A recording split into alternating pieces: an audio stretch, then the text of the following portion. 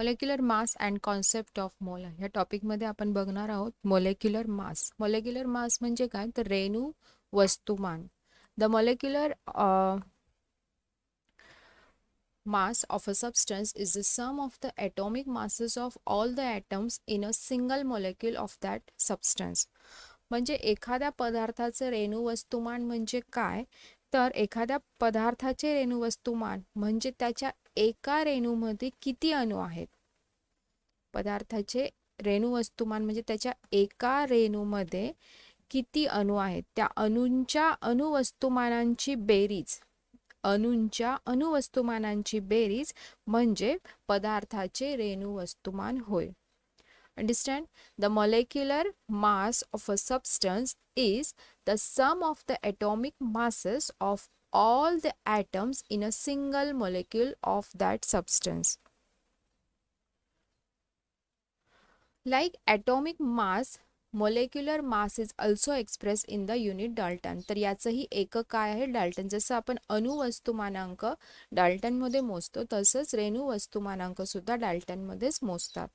आता molecular mass म्हणजे रेणू वस्तुमान कसे काढतात. आता इथे तुम्हाला पाण्याचं रेणू वस्तुमान काढून दाखवलेलं आहे. तर पाण्यामध्ये किती रेणू असतात? पाण्यामध्ये H2O हे रेणू आहेत.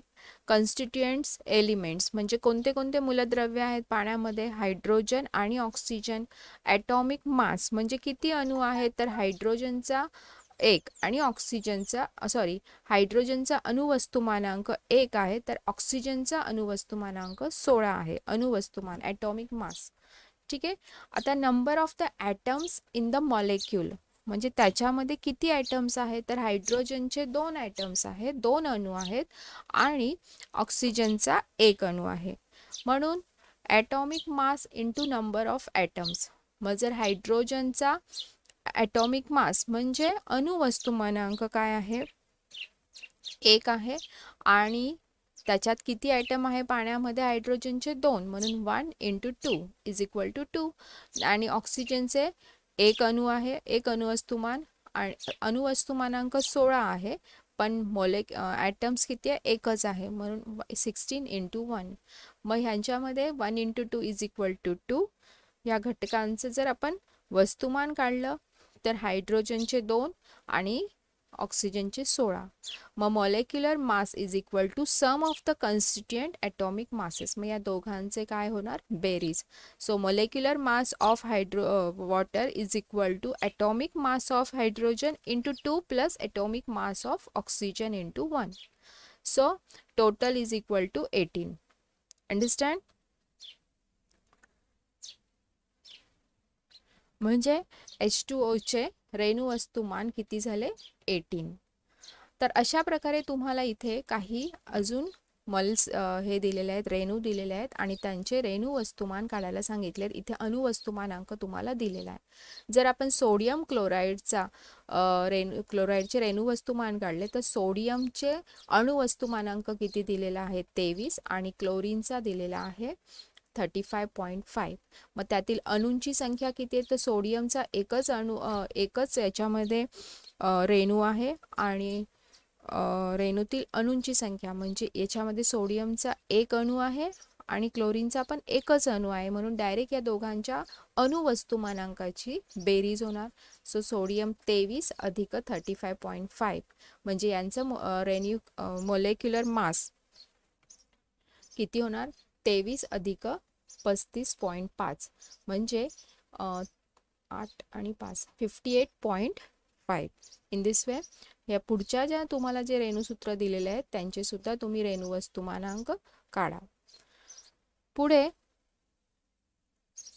how much of the weight jowar and bajra seed is required for sowing 1 acre of land? Can these masses be correlated to the number of the grains of respective cereals they contain? म्हणजे तुम्हाला माहित आहे की 1 acre जमिनीमध्ये पेरणी करण्यासाठी गहू, ज्वारी, बाजरी यांची किती बियाणे लागतात आणि त्या बियाणांचा संख्येशी काही संबंध आहे का? त्या बियाणांच्या वस्तुमानाचा त्यांच्या संख्येशी काही संबंध असतो का? तर 1 एकर जमिनीमध्ये जर आपल्याला गहू किंवा ज्वारी हे बियाणं पेरायचं असेल तर गहू आपल्याला 45 ते 50 किलो इतका गहू पेरावा लागतो आणि ज्वारी बाजरी तर 5 ते 6 किलो एवढी ज्वारी बाजरी आपल्याला 1 एकर शेतामध्ये जमिनीमध्ये पेरावी लागते. आता संख्येचा काही संबंध नाही, आपण संख्येनुसार हे मोजू शकत नाही. त्याच्यानंतर वजन काटा. Is it possible to weight mass of a one molecule using weighing balance? वजन काटा वापरून कोणत्याही पदार्थांच्या एका रेणूचे वजन करू शकतो का आपण? नाही, हे शक्यच नाही. एका रेणूचं आपण वजन काटा वापरून वजन करू शकत नाही. Will number of the molecules be the same in equal quantity of different substance? म्हणजे जर डिफरंट सबस्टन्सेस आहेत, समजा गहू आहे, ज्वारी आहे, तर त्यांच्या प्रत्येक मॉलिक्युल्समध्ये वेगवेगळे हे पदार्थ आहेत, तर वेगवेगळ्या पदार्थांच्या समान वजन असलेल्या राशींमध्ये त्या पदार्थांच्या रेणूंची संख्या समान असते का? म्हणजे 1 किलो समजा आपण काही घेतले गहू आहे किंवा 1 किलो बाजरी, तर रेणूंची संख्या ही समान असते का? तर नाही. वेगळ्या पदार्थांच्या समान वजन असलेल्या राशींमध्ये त्या पदार्थांच्या रेणूंची संख्या समान नसते. If we want equal number of the molecules of different substances, will it work to take equal mass of those substances? वेगवेगळ्या पदार्थांचे रेणू समान संख्येने घ्यावयाचे असल्यास, आता वेगवेगळे पदार्थ आहेत पण रेणू आपल्याला समान संख्येने घ्यायचे असल्यास तर त्या पदार्थांच्या समान वजनाच्या राशी घेऊन काम होतील का? तर आपण इथे पण एक्सप्लेन केलं की नाही, प्रत्येकाचं वजन हे वेगळं वेगळं असतं. When elements and compounds take part in chemical reaction, it is their atoms and molecules that react with each other and therefore it is necessary to know the number of their atoms and molecules. म्हणजे ज्यावेळेस मूलद्रव्य आणि संयुग रासायनिक अभिक्रियेमध्ये भाग घेतात, त्यावेळेस भाग घेतात म्हणजे काय होतं, ते त्यांचे जे अणू आहेत आणि रेणू आहेत ते एकमेकांशी काय होतात, रिॲक्ट होतात आणि त्यामुळे आपल्याला काय माहिती पाहिजे, त्यामुळे आपल्याला त्यांच्या अणुरेणूंची संख्या माहीत असावी लागते. आता हे आपण मोजू शकतो का अणू किंवा रेणू? नाही, त्यामुळे ते हाताळाने म्हणजे ग्रॅममध्ये आपण ते मोजू शकतो. त्याच्यामुळे however while carrying out a chemical reaction it is convenient to measure out quantity that can be handled instead of counting the number of atom and molecule.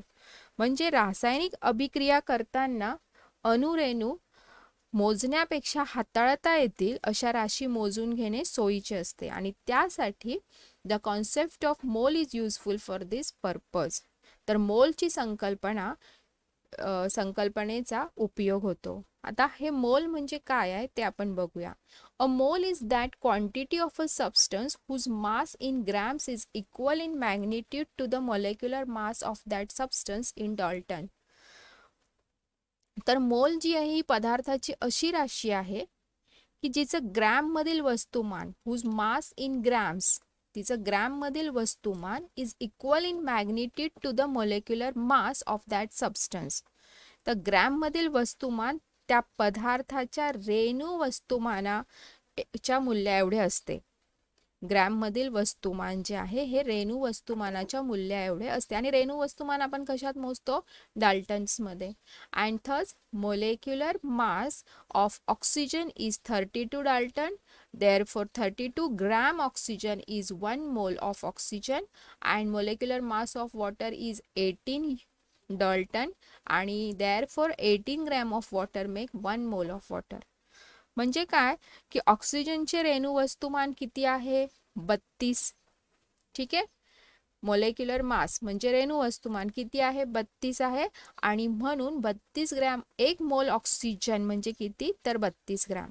म्हणजे जर आपल्याला 1 मोल ऑक्सिजनचं व्हॅल्यू पाहिजे असेल तर किती होईल, तर त्या ऑक्सिजनचं रेणू वस्तुमान किती आहे, मोलेक्युलर मास किती आहे ते समजलं. जसे ऑक्सिजनचे रेणू वस्तुमान 32 आहे तर 32 ग्रॅम ऑक्सिजन म्हणजे 1 मोल ऑक्सिजन. अंडरस्टँड, 1 मोल ऑक्सिजन म्हणजे 32 gram oxygen. The molecular mass of water is 18 U. Therefore 18 gram of water make 1 mole of water. तर 1 मोल पाण्याचं जे रेणू वस्तुमान आहे ते किती आहे, 18 ग्रॅम आहे आणि त्यामुळे 18 ग्रॅम पाणी म्हणजे 1 मोल पाणी होय.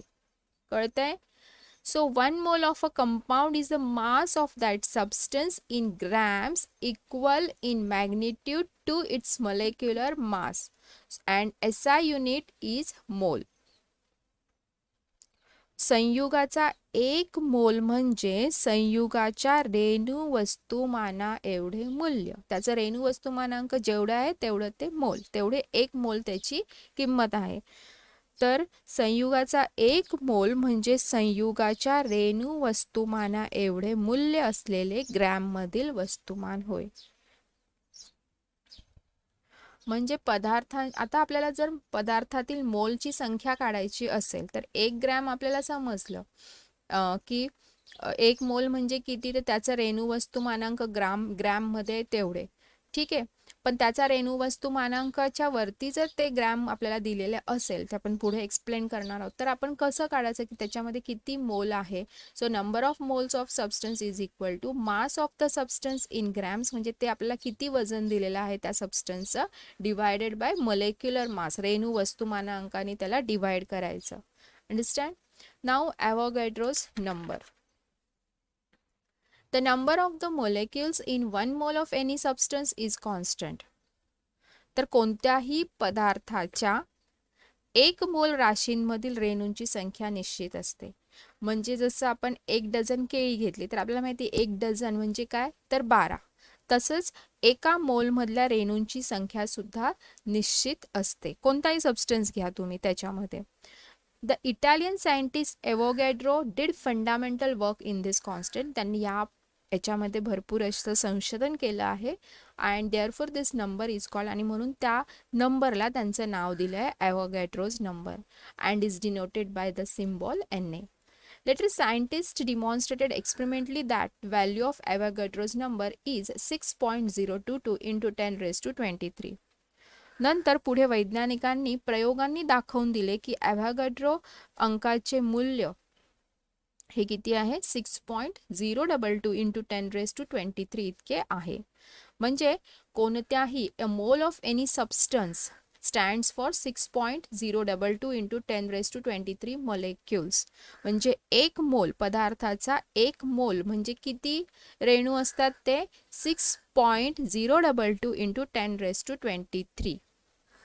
पदार्थाचा, कोणत्याही पदार्थाच्या एक मोल व्हॅल्यूमध्ये किती रेणू असतात, 6.022 into 10 raise to 23. Just as a dozen has 12 atoms, century has 100 किंवा ग्रॉस हॅज 144. मी जे आत्ता सांगितलं की डझनामध्ये आपल्याला 12 ॲटम्स असतात, सेंचुरी म्हणजे 100, ग्रॉस म्हणजे 144. त्याचप्रमाणे एक मोल म्हटलं की किती राहणार, 6.022 into 10 raise to 23. For example, mole of water, that is 18 gram of water contains 6.022 into 10 raised to 23 molecules of water. So mole of water म्हणजे पाण्याचं रेणू वस्तुमानांक किती आहे, 18 ग्रॅम. म्हणजे 1 mole of water is equal to 18. ठीक आहे, मग 18 gram पाण्यामध्ये म्हणजे 1 मोल पाण्यामध्ये किती रेणू आहेत, 18 ग्रॅम म्हणजेच 1 mole of water contain 6.022 into 10 raise to 23 molecules of water. How many molecules are there in 66 gram of carbon dioxide. आता कार्बन डायऑक्साईडचं आपल्याला पहिले काय काढावं लागेल, रेणू वस्तुमानांक किती आहे. तर रेणू वस्तुमानांक म्हणजेच मोलेक्युलर मास किती आहे कार्बन डायऑक्साईडचा, इथे दिलेला आहे 44. ठीक आहे, मग number of the moles in the given carbon dioxide is equal to, आपल्याला एन ची व्हॅल्यू काढायची आहे. So N is equal to mass of carbon dioxide in grams. किती मासमध्ये, किती वजनामध्ये सांगितलं आहे त्यांनी मोल्स काढायला, 66 ग्रॅममध्ये. आणि मोलेक्युलर मास किती आहे कार्बन डायऑक्साईडचं, 44. So 66 upon 44 that is 1.5 mole. पण एका मोलमध्ये किती रेणू असतात, 6.022. म्हणजे एनची व्हॅल्यू एका मोलमध्ये किती असते, 6.022 असते. तर आपल्याला कितीची काढायची, 1.5 मोल्सची काढायची. So 1.5 mole carbon dioxide contains 1.5 into 6.022 into 10 raise to 23 molecules. तर इथे किती आलंय, 66 ग्रॅम कार्बन डायऑक्साईडमध्ये 9.033 इंटू 10 रेज टू 23 मोलेक्युल्स असणार. अंडरस्टँड. इथे तुम्हाला सांगितलंय की 1 डझन बनानाज आर 12 बनानाज. 144 म्हणजे किती असतात? 12 12 असे एक ग्रॉस. 144 जर नोटबुक असतील तर त्याला एक ग्रॉस ग्रॉस असं म्हटलं जातं. त्याच्यानंतर 1 mole common salt is equal to, म्हणजे एक मोल कोणतीही तुम्ही वस्तू घेतली तर त्याच्या एक मोलमध्ये किती रेणू असतात? 6.022 इंटू 10⁻23. ते 1 मोल ऑफ वॉटर दिलेलं आहे की त्याच्यामध्ये एवढे मोलेक्युल्स असतात.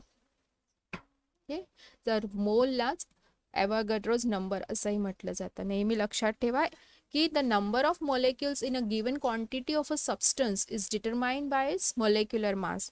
म्हणजे काय, तर एखाद्या पदार्थाच्या दिलेल्या राशीतील रेणूंची संख्या त्या पदार्थाच्या रेणू वस्तुमानावर ठरते.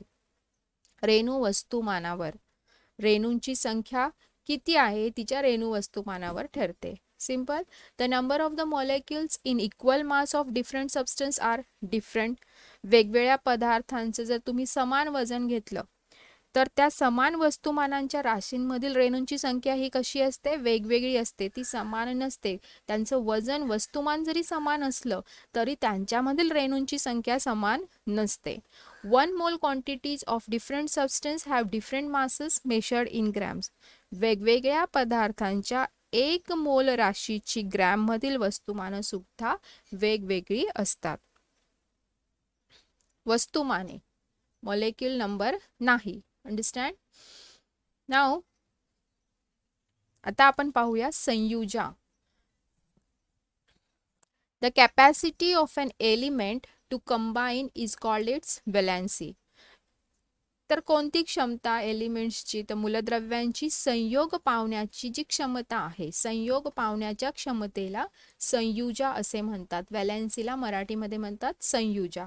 The valency of an element is indicated by a specific number. तर ही जी संयुजा आहे ही एक विशिष्ट अंकाने दर्शवितात. So it is a number of the chemical bonds form by one atom of that element with other atom. तर हा अंक म्हणजे काय? तर हा अंक म्हणजे त्या मूलद्रव्याच्या एका अणूने इतर अणूंबरोबर केलेल्या रासायनिक बंधाची संख्या. ठीक आहे, हा अंक म्हणजे ही संयुजा म्हणजे काय असते? तर संयुजा म्हणजे त्या मूलद्रव्याच्या एका अणूने, एलिमेंट्सच्या एका ॲटमने. Valency of an element is indicated by specific number and it is the number of the chemical bond form by one atom of that element. एका अणूने, मूलद्रव्याच्या एका अणूने इतर अणूंबरोबर विथ अदर ॲटम्स म्हणजे इतर अणूंबरोबर केलेल्या रासायनिक, केमिकल बॉन्ड, रासायनिक बंधांची संख्या, number. 18th and 19th century, the laws of chemical combinations were used to find out the valencies of elements. 18व्या आणि 19व्या शतकामध्ये मूलद्रव्यांच्या संयुजा समजण्यासाठी कोणता नियम वापरत होते? रासायनिक संयोगांचा नियमांचा उपयोग करून ते संयुजा काढत होते. पण 20th सेंचुरीमध्ये, in 20th century, the relationship of the valency of an element with its electronic configuration म्हणजे इलेक्ट्रॉन स्वरूपनाद्वारे ते 20व्या शतकात संयुजा काढू लागले. आता इथे तुम्हाला एक उदाहरण दिलेलं आहे सोडियमचं आणि क्लोरीनचं. सोडियम ॲटम Na, त्याचं इलेक्ट्रॉन कॉन्फिगरेशन काय आहे? 281. म्हणजे त्याच्या पहिल्या कक्षेत 2 इलेक्ट्रॉन, दुसऱ्या कक्षेत 8 आणि तिसऱ्या कक्षेमध्ये 1 इलेक्ट्रॉन. आता जेव्हा हा सोडियम आयन बनवतो, केटायन म्हणजे धन आयन जेव्हा बनवतो त्यावेळेस काय करतो? तो जो त्याचा शेवटच्या कक्षेतील जो इलेक्ट्रॉन आहे, ज्याला संयुजा इलेक्ट्रॉन म्हणतात, तो देतोय. बरोबर. आणि इलेक्ट्रॉन देतो म्हणून त्याचं काय होतं? धनायन, केटायन बनतो. आणि मग त्याचं इलेक्ट्रॉन स्वरूपण इथे काय तयार झालं? 2,8. कारण जो बाहेरचा एक इलेक्ट्रॉन होता तो त्यांनी दिला. तो इलेक्ट्रॉन कोणी घेतला? क्लोरीन ॲटमनी. क्लोरीन ॲटम त्याचं इलेक्ट्रॉनिक कॉन्फिगरेशन आहे 287. तो एक इलेक्ट्रॉन घेतो आणि स्टेबल होतो. 288 असं त्याचं इलेक्ट्रॉन कॉन्फिगरेशन झालंय. तो घेतो म्हणून त्याच्यावरती ऋणायन, मायनस हे साईन आले. आणि त्यामुळे जेव्हा सोडियमचा एक ॲटम आणि क्लोरीनचा एक ॲटम यांचा रासायनिक बंध तयार होऊन सोडियम क्लोराईड, ज्याच्यामध्ये सोडियमने एक इलेक्ट्रॉन दिलाय आणि क्लोरीनने एक इलेक्ट्रॉन घेतलाय, सोडियम क्लोराईड तयार झाले. So a sodium atom gives away one electron. Sodium अणू एक इलेक्ट्रॉन देतोय and cation of sodium is formed आणि त्याचं धनायन तयार झालंय and hence valency of sodium is 1. किती इलेक्ट्रॉन दिले? एक इलेक्ट्रॉन दिला, म्हणून त्याची संयुजा एक झाली आहे. and chlorine atom takes up one electron and form an anion of chloride and thus valency of chlorine is 1. आणि याने सुद्धा एक इलेक्ट्रॉन घेतलाय आणि त्यांनी ऋणायन तयार केलाय, त्याची पण संयुजा एक, कारण एक इलेक्ट्रॉन त्यांनी घेतलाय. So electronic configuration of both the resulting ion has a complete. दोघांचे इथे ऑक्टेट तयार झालेत आणि दोन्ही ॲटम स्टेबल झालेत. And due to the attractions between the unit opposite charges on the two ions, one chemical bond is form between Na+ and Cl- and compound NaCl4. तर याचं plus आणि मायनस यांच्यामध्ये attraction झालं आणि त्यांच्यामध्ये विरुद्ध प्रभारातील आकर्षणामुळे एक रासायनिक बंध निर्माण होऊन सोडियम क्लोराईड तयार होते. तर the sodium atom has the capacity to give away one electron while chlorine atom has the capacity to take up one electron. तर सोडियम अणूची कॅपॅसिटी काय आहे, क्षमता काय आहे, एक इलेक्ट्रॉन देण्याची आहे, तर क्लोरीनची एक इलेक्ट्रॉन घेण्याची क्षमता आहे. And this means that valency of both the element sodium and chlorine is 1. म्हणजे त्याची देण्याची क्षमता किंवा याची घेण्याची क्षमता किती इलेक्ट्रॉन्स आहे, 1. आणि म्हणून त्या दोघांची व्हॅलेन्सी म्हणजे त्यांची संयुजा किती झाली, दोघांची पण एक एक अशी आहे. From this electronic definition of the valency is as follows. मग याच्यावरून आपण असं सांगू शकतो की number of the electrons that atom of an element gives away or takes up while forming an ionic band. म्हणजे आयोनिक बॉन्ड म्हणजे आयनिक बंध निर्माण करताना अणू, मूलद्रव्यांचे अणू जितके इलेक्ट्रॉन देतो किंवा जितके इलेक्ट्रॉन्स घेतो ती संख्या, ती इलेक्ट्रॉन्सची संख्या म्हणजेच संयुजा होय, मूलद्रव्याची संयुजा, valency of that element. Understand. तर संयुजा कशाला म्हणतात, तर आयनिक बंध निर्माण करताना मूलद्रव्यांचा अणू जितके इलेक्ट्रॉन देतो किंवा घेतो ती संख्या म्हणजे त्या मूलद्रव्यांची संयुजा होय. Positive charge ions are called cations and negative charge ions called anions. तर anions म्हणजे ऋण आयन आणि cations म्हणजे धन आयन. तर धन प्रभारित आयनांना धनायन म्हणतात आणि ऋण प्रभारित आयनांना anions म्हणतात. For example MgCl2 contains Mg plus and chlorine minus as cations and anion respectively. तर जसं सोडियम क्लोराईडमध्ये आपण बघितलं तसंच मॅग्नेशियम क्लोराईडमध्ये मॅग्नेशियम हा कॅटॅन तयार होतो आणि क्लोरीन हा एनायन तयार होतो. The electrons present in the outermost orbit of an atoms are called valence electrons. तर ह्यांच्या आउटरमोस्ट इलेक्ट्रॉनिक शेलमध्ये किती इलेक्ट्रॉन्स आहेत त्यांना त्यांची काय म्हणतात, व्हॅलेन्स इलेक्ट्रॉन, संयुजा इलेक्ट्रॉन्स असं म्हटलं जातं. The number of the electrons that are given away or taken up is always a whole number and therefore valency is always whole number. आता जे इलेक्ट्रॉन्स दिले किंवा घेतले जातात हे अपूर्णांकामध्ये तर नसतात, पूर्णांकात म्हणजे पूर्ण नंबर असतात, होल नंबर असतात. सो ती जी संयुजा असते ही पूर्ण नंबरमध्येच म्हणजे होल नंबरमध्येच असते. The national chemical laboratory NCL, National Chemical Laboratory, a unit of the CSIR, was established in 1950. तर नॅशनल केमिकल लॅबोरेटरी म्हणजे राष्ट्रीय रासायनिक जी आहे ती रसायनशास्त्रांच्या विविध शाखांमध्ये संशोधन करणे, उद्योगास मदत करणे आणि नैसर्गिक साधन संपत्तीचा फायदेशीर वापर होण्याच्या दृष्टीने नवीन तंत्रज्ञानाचा विकास करणे या उद्देशाने CSIRचा घटक असलेल्या प्रयोगशाळेची स्थापना 1950 मध्ये झाली. तर ह्या लॅबोरेटरीची जी स्थापना आहे ती कधी झाली, 1950. तर यांचा काय उद्देश असतो, तर यांचा उद्देश काय आहे, तर संशोधन, विविध शाखांमध्ये रिसर्च करणे, research in various branches of chemistry to aid industries and to develop new technology with a view to making profitable use of countries' natural resources. उद्योगास मदत करणे आणि देशाच्या नैसर्गिक साधन संपत्तीचा फायदेशीर वापर होण्याच्या दृष्टीने यांची स्थापना केली आहे. The laboratory conduct research in fields such as biotechnology, nanotechnology, catalysis, drugs, instrumentations, agrochemicals, plant tissue culture and polymer science. तर या प्रयोगशाळेची स्थापना जेव्हा झाली तेव्हा जैवतंत्रज्ञान, नॅनो तंत्रज्ञान, कॅटॅलिसिस, औषधे, उपकरणे, वनस्पतींचे ऊतींचे संवर्धन, कृषी रसायने आणि बहुवार्षिक असं विज्ञान अशा विविध उपशाखांमध्ये संशोधन या प्रयोगशाळेद्वारे झालं. इथे तुम्हाला संयुजा दाखवलेल्या आहेत, व्हेरिएबल व्हॅलेन्सी, आणि त्यांचा हा तक्ता तुम्हाला पूर्ण करायला सांगितलेला आहे. ठीक आहे. आता आपण पुढच्या टॉपिकमध्ये रॅडिकल्स म्हणजे परिवर्ती मूलके बघूया, आणि परिवर्ती संयुजा म्हणजेच काय, व्हेरिएबल व्हॅलेन्सी म्हणजे काय हे पाहूया. Okay, thank you.